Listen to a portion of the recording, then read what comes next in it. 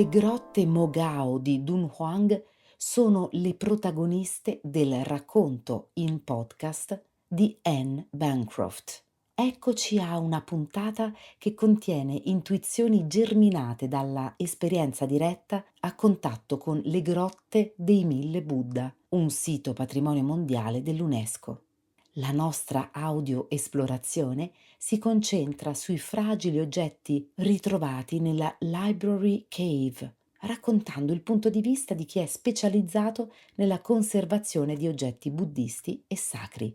Anne, che lavora nel settore del patrimonio da più di 20 anni, osserva i testi dal loro significato religioso tenendo conto del contesto storico e del processo che ha portato alla loro realizzazione, andando a ricostruire un resoconto intimo sull'interazione viscerale con questo fenomenale sito, dalla posizione privilegiata di chi ha potuto toccare gli oggetti che vi sono custoditi, compreso il primo libro stampato, un sutra del diamante del III secolo. Anne Bancroft si occupa di conservazione per lo Shang Institute nel Regno Unito e dirige il reparto di conservazione e cura della collezione al Barbados Museum and Historical Society. Questo podcast è stato finanziato dall'UBI, Unione dei Buddisti Italiani. I was shocked and moved to see the unexpected human skeletal remains of, I assume, monks that were once the caretakers of this sacred site. When we arrived at a section of the caves in Dunhuang, I recall walking across the sand to the stairs that led up to cave 365.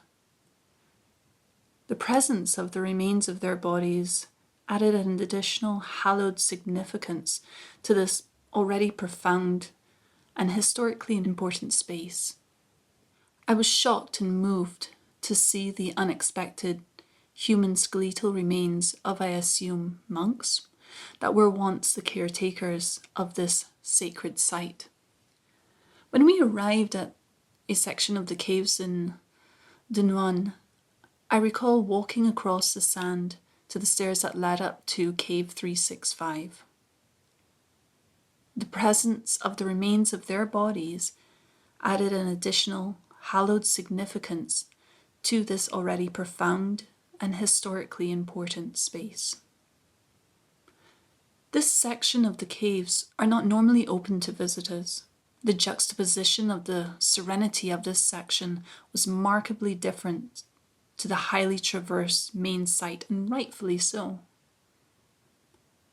Climbing the stairs and going through the just unlocked modest doors of the threshold, we entered the dimly lit cave, which is one of the later ones. It has intricately painted images of deities that belong to the Tibetan Buddhist canon, which was really quite different to the imagery that is present in the earlier caves. The experience of walking into the caves is visceral as the temperature drops and the air changes.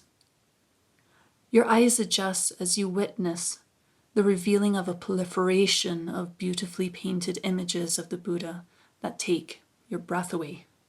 On an interesting side note, the caves have also been known as the fainting caves when numbers of visitors were not restricted, and the visitors fainted from the lack of oxygen rather than the spectacle of it all. Now, within this cave of esoteric Buddhism, there are large floor-to-ceiling paintings of deities such as Hevajra with his consort surrounded by 8 of the 84 adepts, and Chakrasamvara in union with Vajravahari. The detail and the colours were utterly striking, even amongst what I witnessed in the earlier caves that have an array of repeated paintings of the Buddhas on the walls as well as life-size statues. Now, many of the statues must have appeared to come alive historically as the candlelight would have flickered life within the crystal and glass eyes, adding to the atmospheric experience. And you can have a sense of this when standing in front of, for instance, the lohans on display in this exhibition. So I was in the caves a few years ago on a field trip as part of a group of court-old Buddhist art history and conservation students assessing and doing research on the caves. And we had the opportunity to visit many of the caves that illustrate the scenes of the previous lives of the Buddha, the historic life of the Buddha, as well as depictions of esoteric Buddhism, which is rarer. Like all of those that have physically made the pilgrimage along the historic Silk Roads, passing the Mogao caves, I too was utterly magnetized to the place and the possibility to experience pairing within its protective grottos that are now a famous UNESCO World Heritage Site. The Silk Roads facilitated the incredible meeting of different world cultures and religions. Many traders and pilgrims travelled vast distances, mainly to trade goods and gain knowledge.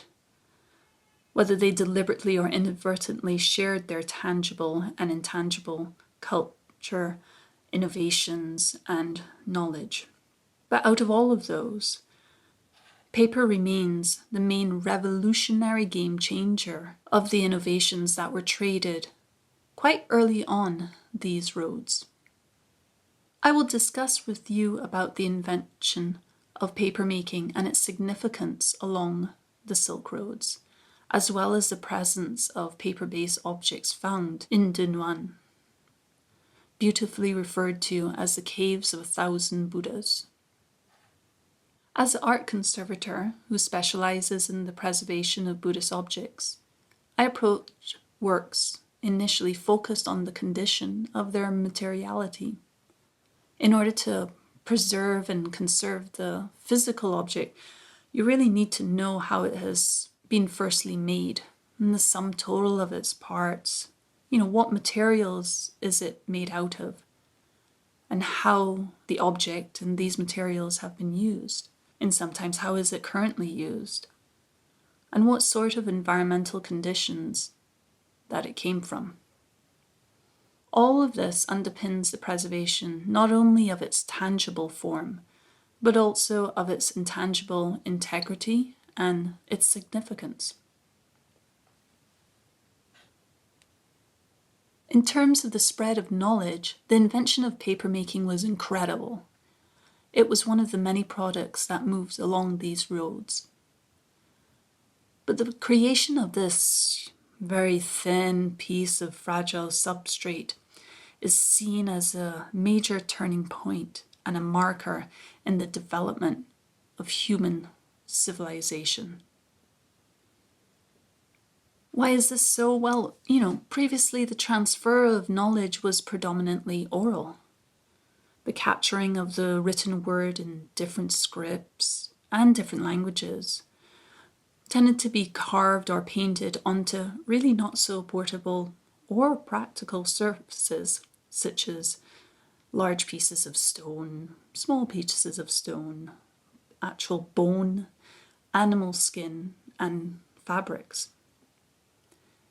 And the creation of all of which is extremely costly, labor-intensive, and with bone and leaves maybe not so, efficient.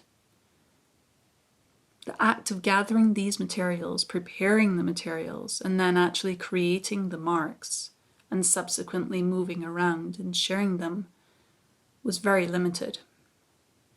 For instance, it can take years to complete a manuscript or months to carve a large stone stele in different languages.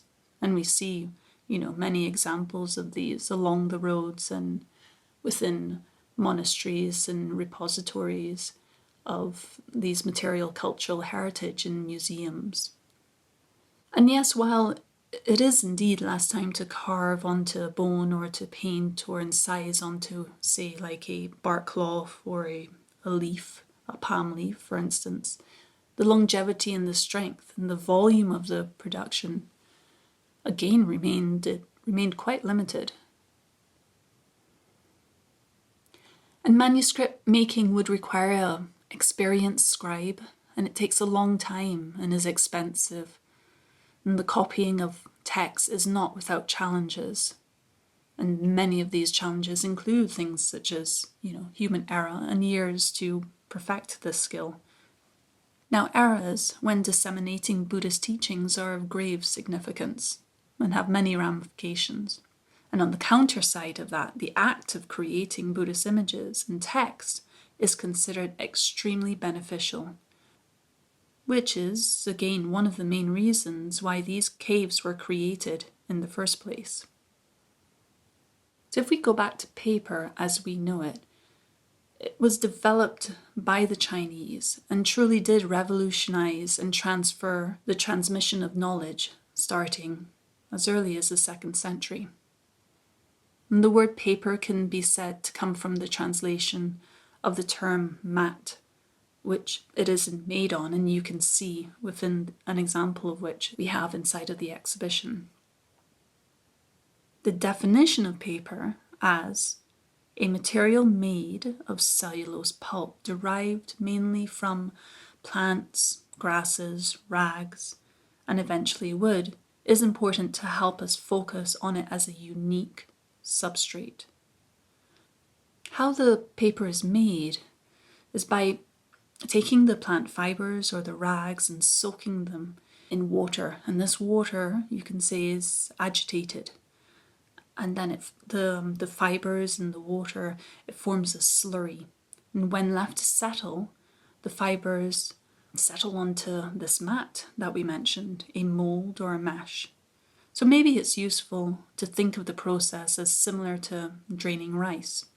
The water slowly drains out and leaves behind a sheet, or one can say a film formed by mechanical dispersion.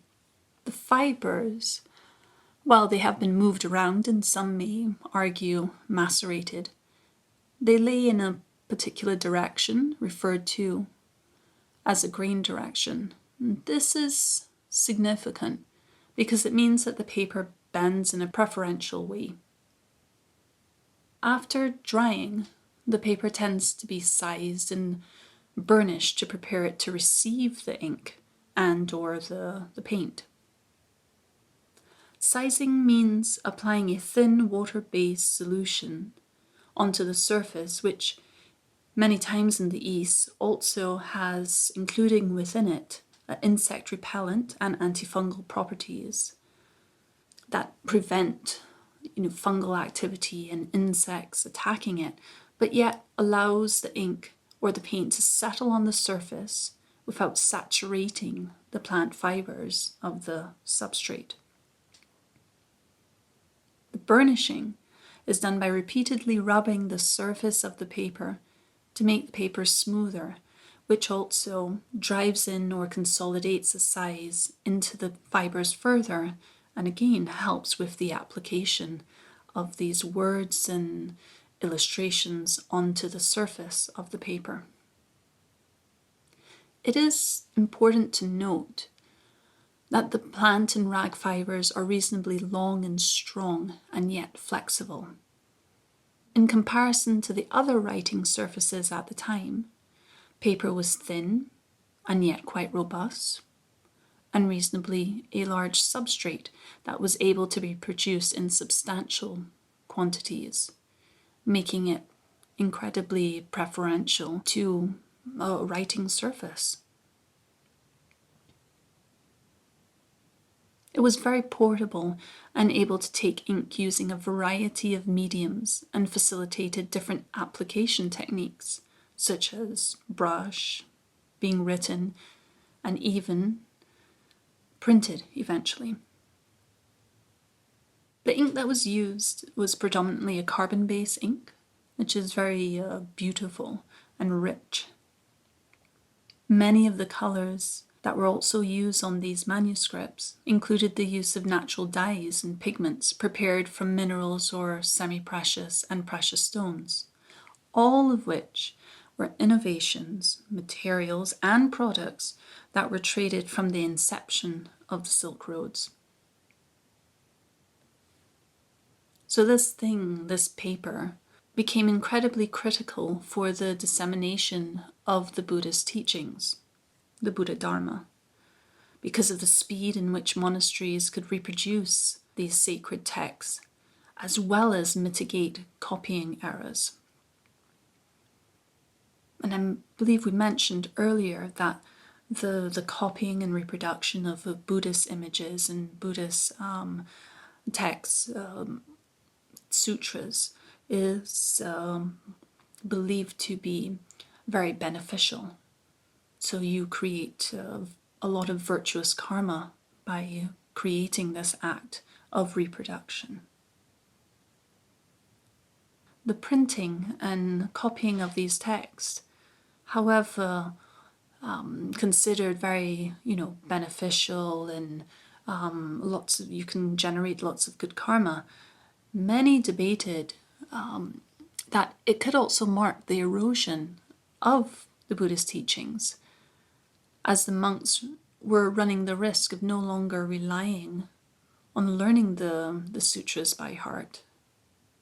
And so there were kind of two schools with it. But if we go back to the caves, we need to realize that this site was one of the main significant Buddhist hubs along the Silk Roads that emerged in an oasis within the Gobi Desert in China. It was incredibly lush at the time. And where this oasis is, it was and remains, it's situated along the route to Buddhist sacred sites such as Wu Tai Shan. From the beginning of these pilgrimages that the monks were making, this is how the site first came into being. A traveling group of monks led by a monk named Yuzin came across the site, and he and his group of monks were credited with the initial attraction to the oasis after he had a vision of 1,000 radiant Buddhas onto the cliff face. And from this vision, the group started by creating a grotto cave and literally carved it out of stone to worship and to practice here. So from this one act, the action was repeated from around the 3rd to the 13th and 14th centuries, during which a subsequent 492 caves of varying sizes and ornately decorated in different styles because of the different periods in time, they illustrated the Buddhist teachings or accounts from the Buddhist canon within the caves themselves. So the oasis is situated along the route to Buddhist sacred sites such as the world-renowned Wu Tai Shan. And this oasis became a hub initially when a traveling group of monks led by Yuzun ended up coming across the oasis after being attracted to it and a vision. This oasis first began in its current iteration as a sacred site with Buddhist imagery and of Buddhist significance after a traveling group of monks stopped there. And one of the monks, Yuzun, had this vision in which he saw 1,000 radiant Buddhas onto the cliff face. And this inspired the group to stay within this oasis and to create a Buddhist grotto in which they had to literally carve stone out of the rock and then begin the act of creating the paintings or the frescoes inside, followed by other Buddhas. This action was repeated around from the 3rd to and continued on until the 13th and 14th century, during which a subsequent 492 caves of varying sizes and ornately decorated in different styles and illustrating different Buddhist teachings or accounts from the Buddhist canon were created. The murals and the sculptures were painted using the best of the traded pigments along the Silk Roads and utilizing skilled artists and artisans that were also travelling along the route, and many obviously gravitated towards this site. To get a sense of the vastness of the site, it's important to note that it is spread over miles, and the caves total approximately 500,000 square feet. And the largest of the painting statues is 100 feet tall. For one reason or another, it is speculated, but the site was more or less abandoned after the 14th century and hidden away literally by sand. There are many sandstorms that happen, and the caves have utterly surrounded by desert.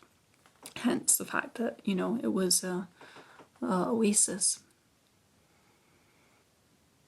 It appears to be abandoned up until around the late 1800s, when, interestingly, yet another monk, Yuan Lu, decided to become the custodian of the protector of the site.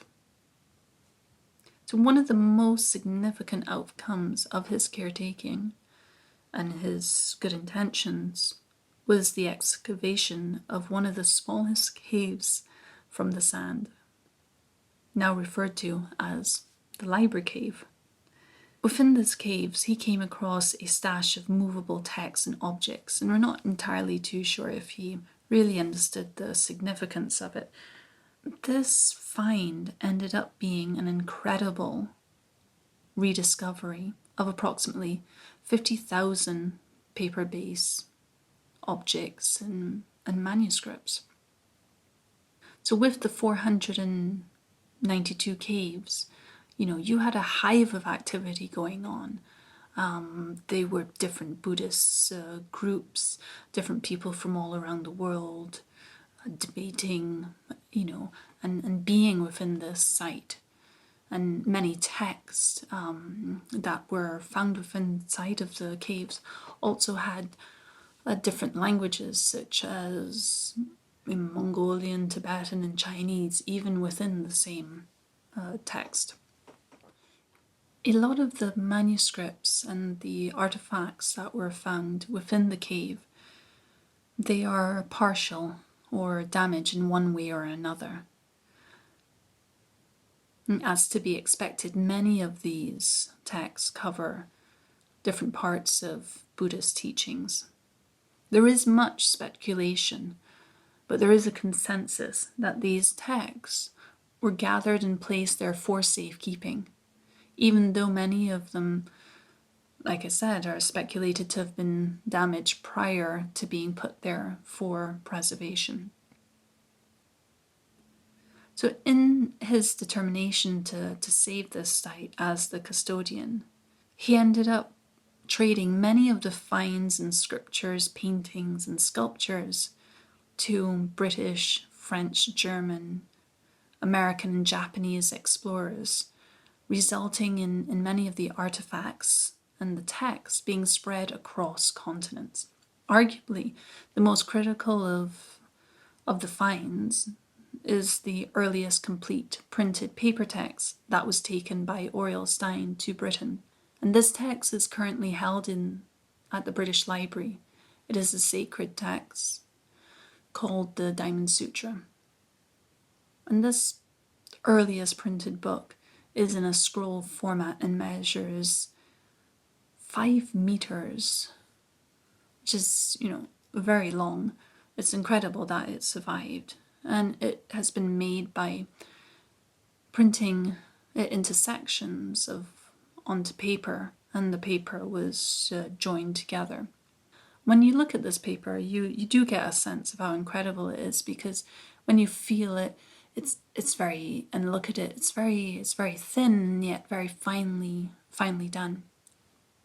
It's just very striking. Each section of the scroll was printed separately using a single wood block, and then the sections were joined together, and these sections are joined together form a very long 5-meter horizontal roll. Here in the exhibition, you can actually see an example, a reproduction or a facsimile of this incredible, complete early printed book. And when I say early printed book, it is the earliest printed book. So it's quite an amazing thing to be able to see. And this book was stored safely away in a cave that was, closed up for approximately 1,000 years. And this is just one of many of the amazing manuscripts that were found within the cave, and that, we're still studying today. Scholars are still, investigating, and we're learning about the Buddha's teachings, as well as what was happening in that space along the Silk Roads, social and economic activities are all being gleaned by the information that is in there, and all of these conservators and repositories are busy trying to preserve these things that, again, are spread across continents and within countries, and it provides an opportunity for everyone to come together and analyze and learn from these texts, as well as learning from each other. Even though you can probably argue that, okay, it's not so good that now all of these artifacts are disparate and they are no longer in the one space that they were originally found in.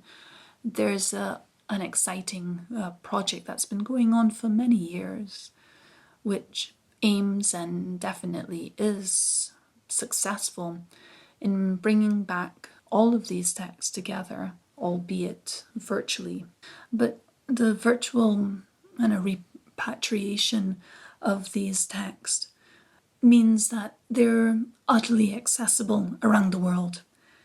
And it brings the hub of this oasis, that was along the Silk Roads, into a relevant context today that just continues on. So what this does is it also preserves the magnetism to this oasis that remains one of the most substantial finds of Buddhist material culture in the world. So the caves continue to manifest an irresistible attraction to scholars and artists in the East and in the West, even today. The finds within the library cave provide evidence and documentation of the coming together of all of these different cultures, writing in different languages, many times on the same subject, on the same sutra. And we're still learning from the texts that are found there. The existence of the Caves of the Thousand Buddhas is credited to have started with Luzong and his group of monks that decided to stay at the oasis and to start building a grotto after having this vision of 1,000 Buddhas on the rock face of what we have today, this multitude of caves within the space. After the invention of papermaking, instead of manuscripts and having to brush or write the sutras and the texts, another one of the major significance markers was printmaking, which led to the significant increase in the demand for paper all across the world. But also it started the act of papermaking, in Tibet during the 15th and 16th centuries. However, there appears to have been lots of debate at the time whether this would also be an erosion of the teachings with errors and copying, and the monks no longer memorizing the text in the same manner. I guess the current equivalent is no longer needing to remember when we can just Google it instead. This earliest dated complete printed book is the Diamond Sutra, and we actually have a precise date of the 11th of May, 868. And this is coming from the colophon, which is amazing to have. And it's this, little note in the back that says who was it commissioned by, on what date, and typically, for the benefit of all sentient beings. And as mentioned, it's one of the notable ways to accumulate virtuous copying. It is one of the ways in which to accumulate virtuous karma. So this early printed book, which is so substantial because of the length of it, it is speculated that it is a object that actually would have been used. The text would have been read or recited repeatedly within a monastery, for instance. The advent of printing really helped to facilitate multiple copies and wider dissemination of the Buddha's teachings, the Buddha Dharma. And the more copies, that are made, the more merit one has. In order to print, the first thing you have to do is what you're going to print has to be drawn. And then this drawn image, which includes the words, the text, it too is transferred and then carved onto a block of wood. This block of wood is inked up with typically a carbon base ink, and then the block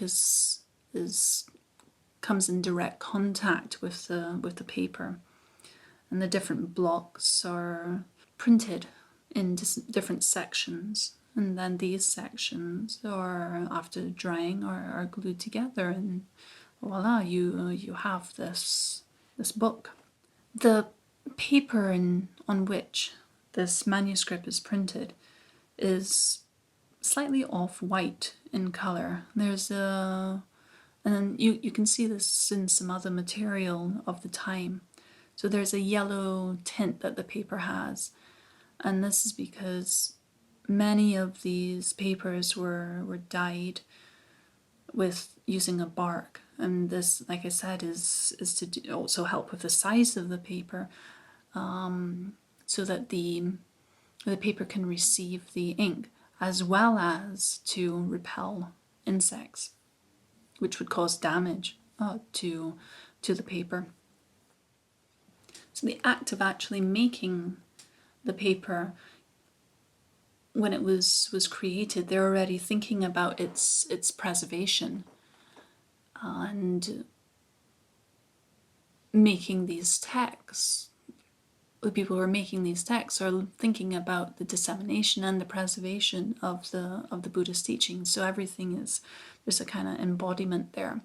And then these texts are placed within inside of this very, very small library cave, which is just off of a rather large cave. You can see why it wasn't so discovered. So it's amazing that this monk just, in a way happened upon the cave, and within it found all of these precious, teachings and objects that were, put there for safekeeping, and maybe, and now they continue to be preserved for not only, this generation, but for future generations, and we continue to benefit from this act of them stashing away these objects. On this thin piece of substrate, what ends up happening is the holding of entire teachings, of this knowledge that helps and is completely geared at allowing us to perfectly see the nature of things within this text or dialogue. The Buddha is having a conversation with his disciples, with Subhuti, one of his oldest disciples, asking questions on the Buddha's teachings. And this sutra, the Diamond Sutra, you can say it's an essential teaching of non-duality. So, the perfection of wisdom. And this is one of the, well, it is the earliest dated version of this text. I always sometimes wonder whether the invention of paper making can be compared to the invention of the internet, the sharing of this information, this transfer of knowledge with these marks onto the substrate. Once you're able to have access to it and to understand what is written there.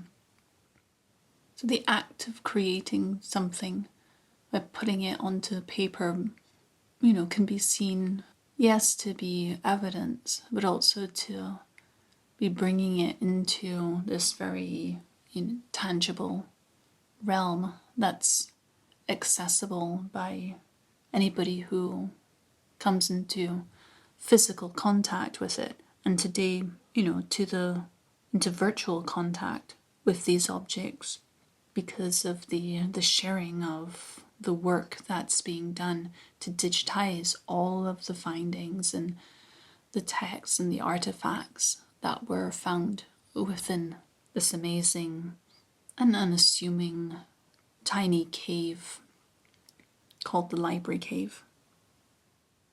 It is utterly amazing that, here's something that's very organic. I'm saying that paper is strong, and the fibers are indeed very strong.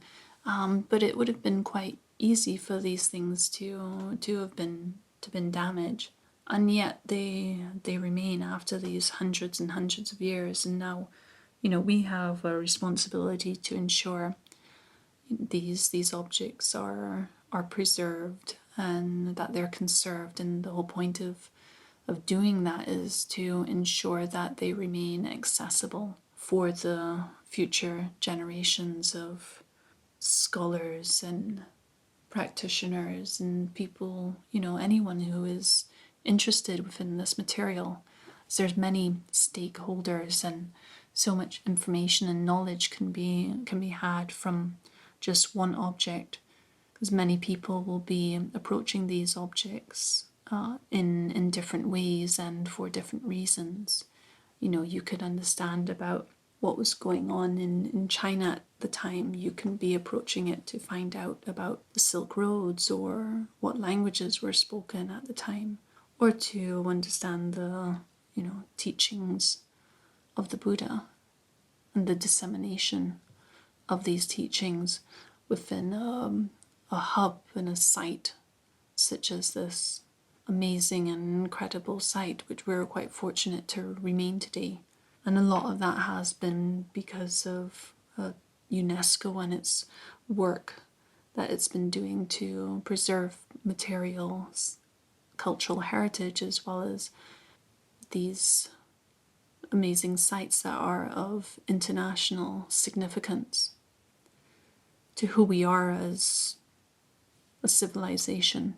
When you're actually standing in front of the Diamond Sutra, of this earliest printed book, you're always, struck by what could appear to be the fragility of the paper. You touch it and it's very, very thin. The edges are a little worn because of, over time, and the edges are always the areas that are vulnerable to damage.